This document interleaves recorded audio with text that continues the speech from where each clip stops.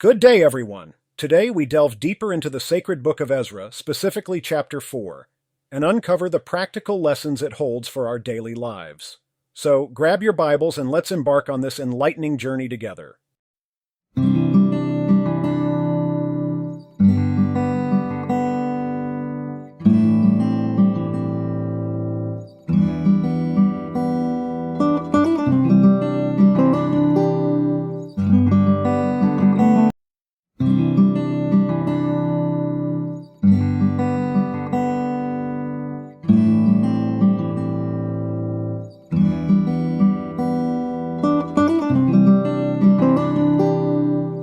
Ezra 4 portrays a significant period in the history of the Israelites as they returned from exile to rebuild the Jerusalem temple. However, within this narrative lies invaluable wisdom that can help us navigate the complexities of our own lives. Lesson 1. The need for discernment. In Ezra 4, we encounter adversaries who approach the Israelites under the guise of friendship. They offered assistance in rebuilding the temple, yet their intentions were far from honorable. This teaches us the importance of discernment in our relationships and interactions. We must be cautious and discerning, trusting our instincts to distinguish between true friends and those who might take advantage of us. By honing our ability to discern, we can protect ourselves from potential harm and maintain healthy relationships. Lesson 2. Persistence in the face of opposition. Throughout Ezra 4, we witness the relentless efforts of the adversaries to halt the temple's construction. In the face of adversity, the Israelites remained steadfast and did not abandon their divine mission. This chapter reminds us of the importance of perseverance when faced with challenges in our daily lives. Whether it's a personal goal or a professional project, we must not allow obstacles or opposition to deter us. Instead, let's draw inspiration from the Israelites and persevere relentlessly towards our goals. As we conclude this exploration of Ezra 4, we realize the timeless relevance of its lessons in our daily lives. By discerning the true intentions of others, persisting through adversity, and seeking guidance from God, we enhance our ability to live purposefully and navigate the complexities of the world around us. Remember, my friends, keep your discernment sharp, persevere in the face of opposition, and seek solace in the divine. By doing so, we can lead more fulfilling lives grounded in wisdom and resilience.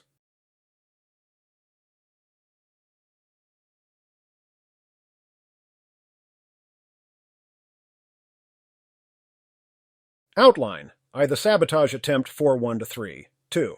Israel's enemies hinder the work 4:7-3. The letter of opposition to King Artaxerxes 8-16. 4. The king replies and commands for the work to be stopped 17-23. 5. The work is halted 24.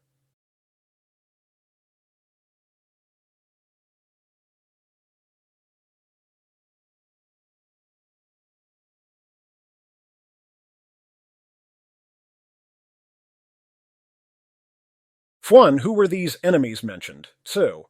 Do you think they were genuine in their desire to help build the temple follow God? Why or why not? 3. What motivated them to offer to help? Then what would they do while helping? How did the leaders of Judah reply to them? Why? 5. What authority did they appeal to? 6. What can we learn from here about temptation? 7. Before this temptation came, were the people at a spiritual high or a spiritual low? 8. Was the promise made by these people who were attempting to ensnare them believable? How could they know whether it was true or not? Are there any principles we can use to distinguish which things are opportunities and which are temptations? 10. What kind of temptations will you face after reaching a spiritual high? How can you have victory? Cross-references 2 Kings 17:26-34. The Samaritans' superstitious worship, Haggai 1, a parallel account of the rebuilding of the temple and the time period when the builders halted. Verses on discernment, Job 34:4. Let us discern for ourselves what is right. Let us learn together what is good. Proverbs 1:5. Let the wise listen and add to their learning, and let the discerning get guidance. Proverbs 10:13. Wisdom is found on the lips of the discerning, but a rod is for the back of one who has no sense. Genesis 41:39. Then Pharaoh said to Joseph, Since God has made all this known to you, there is no one so discerning and wise as you.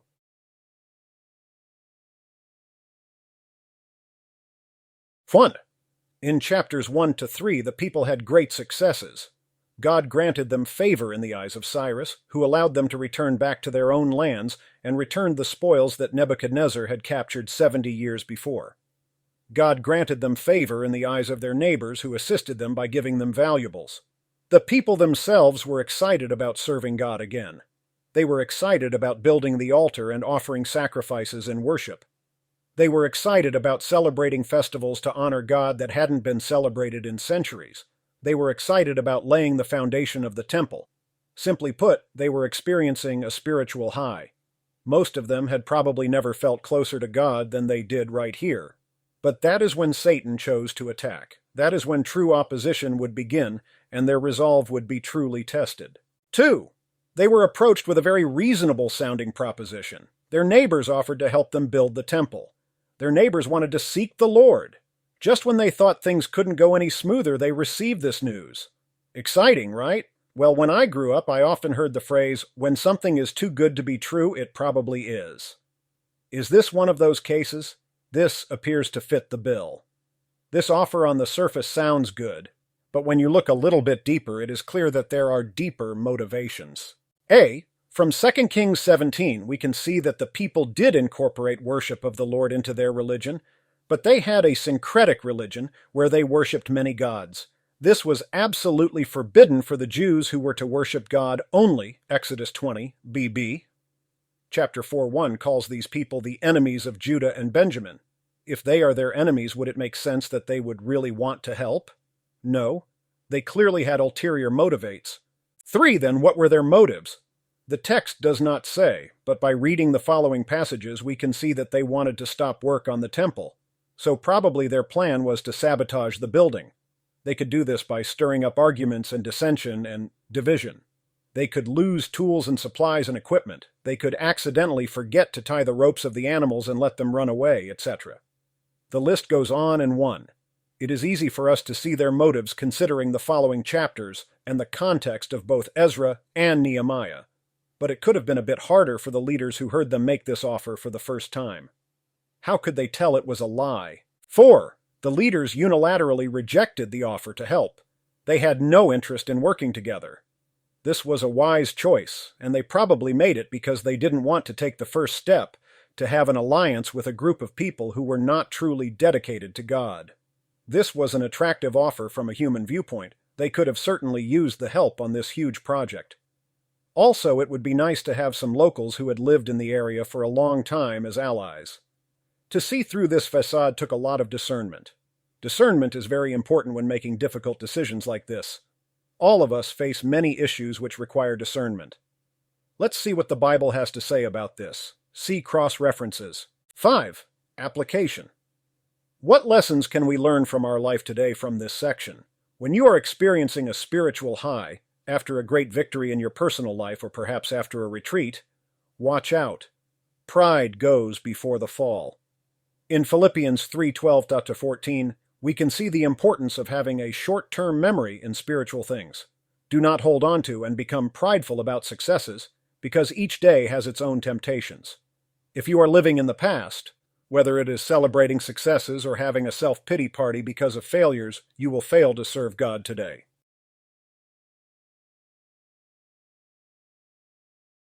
Fourth, then the people of the land weakened the hands of the people of Judah and troubled them in building, and hired counselors against them to frustrate their purpose, all the days of Cyrus king of Persia, even until the reign of Darius king of Persia. 6. And in the reign of Ahasuerus, in the beginning of his reign, wrote they unto him an accusation against the inhabitants of Judah and Jerusalem. And in the days of Artaxerxes wrote Bishlam, Mithridath, Tabeel, and the rest of their companions unto Artaxerxes king of Persia, and the writing of the letter was written in the Syrian tongue, and interpreted in the Syrian tongue.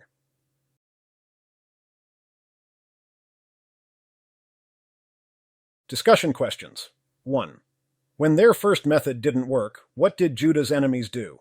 Does this teach us a wider principle about temptation and/or adversaries to God's work? 2. What methods did they use to discourage the work? 3. Were these effective? Did the people succumb to these temptations?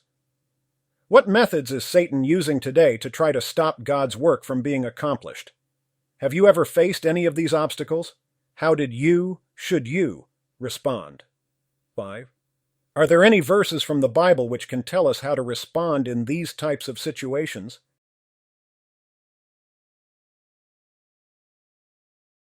First Corinthians 4:8-9. We are hard-pressed on every side but not crushed, perplexed but not in despair, persecuted but not abandoned, struck down but not destroyed. Proverbs 24:10. If you falter in a time of trouble, how small is your strength?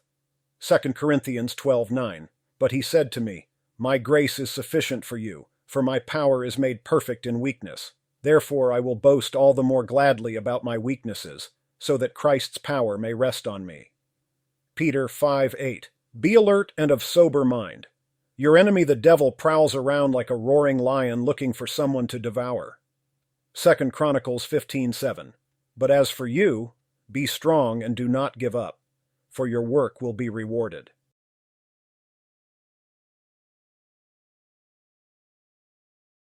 When their first method of attack failed, the enemies of Judah tried again.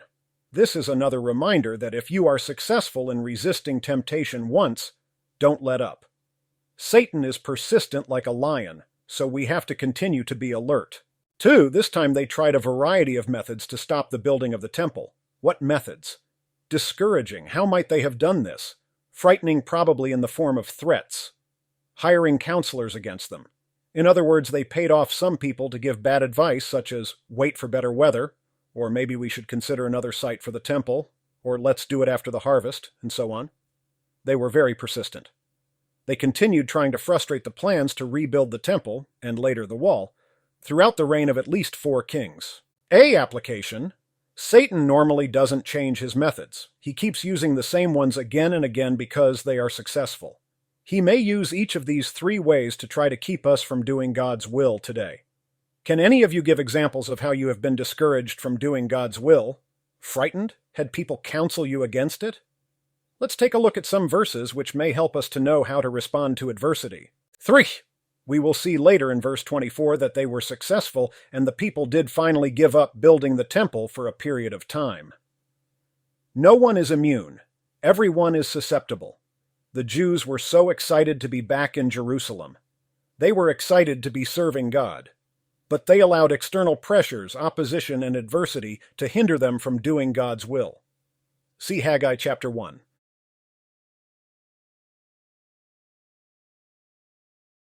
Rehum the chancellor and Shimshai the scribe wrote a letter against Jerusalem to Artaxerxes, the king in this sort, and then wrote Rehum the chancellor and Shimshai the scribe and the rest of their companions, the Dinites, the Apharsathites, the Tarpelites, the Apharsites, the Archavites, the Babylonians, the Susanchites, the Dahavites, and the Elamites. 10. And the rest of the nations whom the great and noble Asnapper brought over, and set in the cities of Samaria, and the rest that are on this side the river, and at such a time. 11. This is the copy of the letter that they sent unto him, even unto Artaxerxes the king, thy servants the men on this side the river, and at such a time. 12. Be it known unto the king that the Jews which came up from thee to us are come unto Jerusalem, building the rebellious and the bad city, and have set up the walls thereof, and joined the foundations. The letter of opposition to King Artaxerxes, 8-16.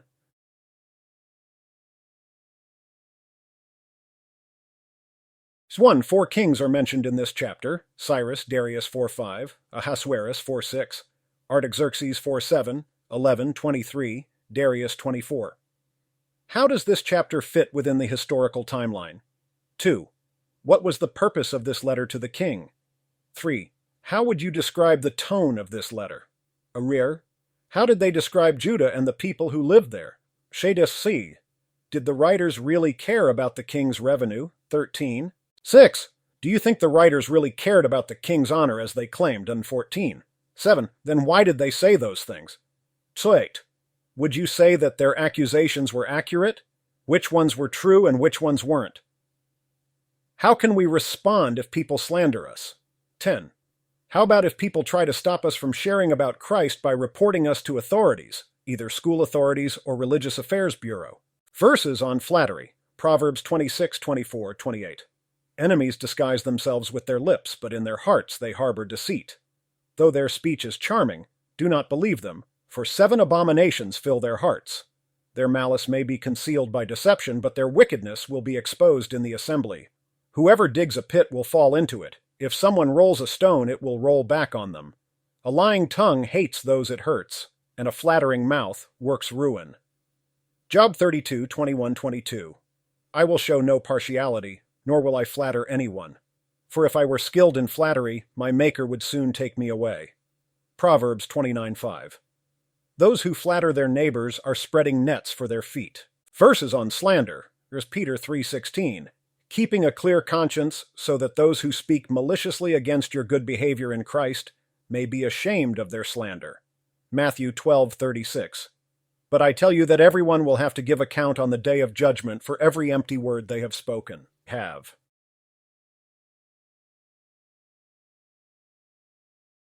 1 verse 6 brings up a bit of a sticky problem. Notice that verse 5 mentions Cyrus and Darius. Verse 6 mentions Ahasuerus. Verse 7 mentions Artaxerxes. Verse 24 again mentions Darius. It appears at first reading that the people write the account jumps from Cyrus Darius to Artaxerxes, who commands the building to be stopped, just 21, and then it is stopped in the time of Darius, who reigned before Artaxerxes. This obviously is impossible. The people in the time of Darius couldn't stop working because of a letter written many years later. Therefore, there must be another explanation. 2. The most probable explanation I have seen is that verses 6 to 23 are something like an attachment or supplement material. During these verses, Ezra jumps off of the chronological timeline and includes an anecdote fitting with the theme, but not timing, of opposition from his own time. This makes sense when you look closer at the text. What are the people referred to as building in the letter to Artaxerxes? They are reported to be building a wall, verse 13. There is no mention of a temple. The thought process of their enemies is that this wall would lead them to rebel because of the protection of the wall. A temple wouldn't lead them to do this. Artaxerxes also responds to the issue about rebuilding the wall in verse 21 and commands them to stop. It is not referring to the temple, but the later event recorded in Nehemiah about the opposition to the wall. This reinforces the theme which Ezra wants to highlight, and that is that there is extensive opposition to the work throughout the whole process of rebuilding the city. If you read from verse 4 to 5 directly to verse 24, skipping the supplemental segment, it would read like this. Discouraging, frightening, hiring counselors, all the days of Cyrus king of Persia, even until the reign of Darius. Then the work on the house of God in Jerusalem ceased, and it was stopped until the 2nd year of the reign of Darius. In other words, the building of the temple ceased. Notice that it is not being forced to stop in 24, because of the opposition of Judah's enemies, which is taking place in verse 4. 3. The tone of the letter is flattering and slanderous. Flattery. The writers pretend to truly care about the king's revenue and his empire. This is a common method for people to try to manipulate others. They had their own motivations, which were mostly hatred for the people of Judah. See cross-references about flattery. B. Slander. Many of the things they said about Judah were not true. The people there were not plotting to revolt. This was another lie told intended to stir the king up to stop them from the rebuilding project. We cannot control what people say about us, only how we live and how we respond to those comments. In some cases, if people slander us, we can set the record straight. In other cases, we can't.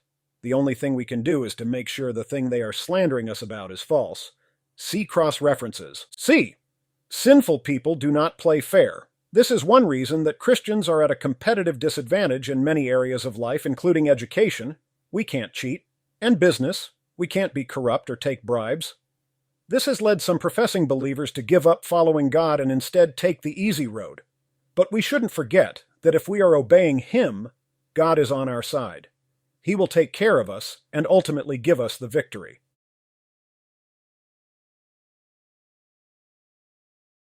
17.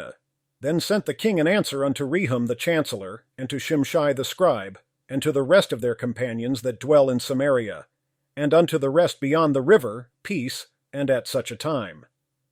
18. The letter which ye sent unto us hath been plainly read before me.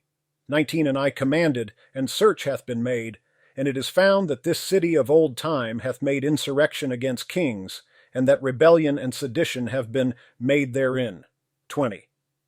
There have been mighty kings also over Jerusalem, which have ruled over all countries beyond the river, and toll, tribute, and custom was paid unto them. 21. Give ye now commandment to cause these men to cease, and that this city be not builded, until another commandment shall be given from me. 2. Take heed now that ye fail not to do this. Why should damage grow to the hurt of the kings? Now when the copy of King Artaxerxes' letter was read before Rahum and Shimshai the scribe and their companions, they went up in haste to Jerusalem unto the Jews, and made them to cease by force and power.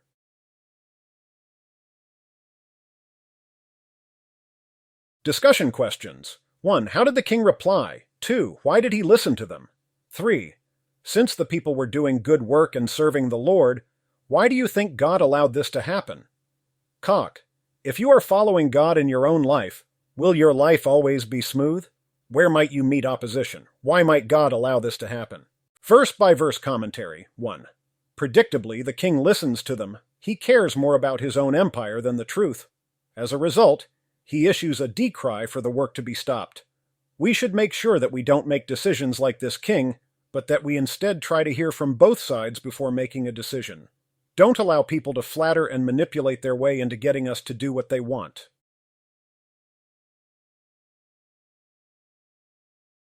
24. Then ceased the work of the house of God which is at Jerusalem, so it ceased unto the 2nd year of the reign of Darius king of Persia.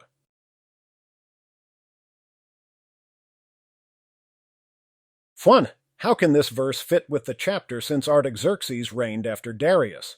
I'd say, if 6:23 is taken as an addendum or supplemental material for showing more about future opposition, then in chronology verse 24 follows which verse? 3. So then what is the reason the people stopped in verse 24? 4. Would you say they were right or wrong to stop because of what we see happening in verses 4 to 5? 5. How does this compare with their attitude in chapter 3? 6. Is there anything you can learn from the failures of the people to finish, quickly, what they started and keep serving God no matter what? Cross-references, Galatians 6:9. Let us not become weary in doing good, for at the proper time we will reap a harvest if we do not give up. Hebrews 12:1. Therefore, since we are surrounded by such a great cloud of witnesses, let us throw off everything that hinders and the sin that so easily entangles, and let us run with perseverance the race marked out for us. Verse-by-verse commentary. 1. The people gave in to the threats and discouragement back in verses 4-5 and stopped the work that they had begun so excitedly. They allowed the opposition to win. They allowed Satan to stop God's work. Borrowing a New Testament parable, they appear to be like the seed that was on the rocks. This represented people who excitedly respond to the gospel, but fall away when a trial comes. History tells us that the work was stopped for 16 years before they started again. And during those 16 years, we learned from Haggai that the people were mostly concerned with their own interests, such as farming and business, etc. Application. What application can we make from this? We should be persistent in the face of trials. We should rededicate ourselves to finishing the race by making the right decisions to serve God every day. Do not dwell on past successes. The Christian life will not be easy. There will be trials. There will be adversity. How will you respond when it comes? So we want to help you study the Bible, obey the Bible, and teach the Bible to others. Before we close He Study, let's give out special thanks. Shout out Todd Drippy, Him Good Fortnite, Jeffrey Dwayne Spears, DJ Goddaddy, Imtiaz Ahmed 228.